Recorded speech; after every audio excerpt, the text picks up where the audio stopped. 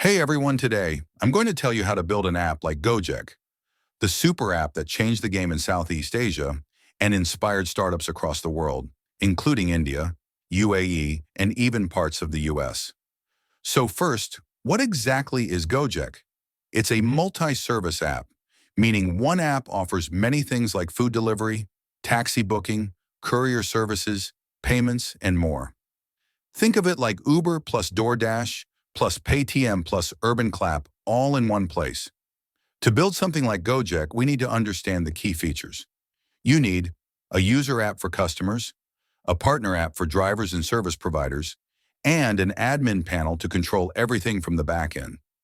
The must-have features include easy login and sign-up, real-time tracking using GPS, multiple payment options, in-app chat between user and provider, ratings and reviews, and of course, a clean UI with smooth performance.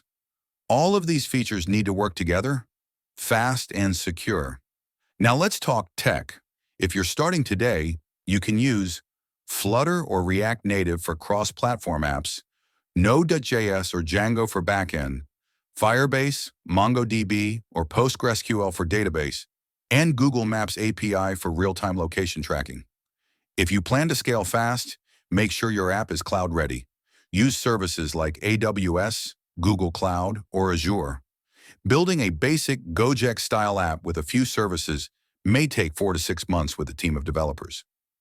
Cost? It depends. But for a good MVP, it usually starts around $5,000 to $15,000, depending on where your team is based. So that's how you can make an app like Gojek.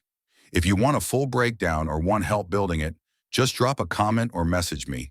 Don't forget to like, share, and subscribe to My On Call. See you in the next video.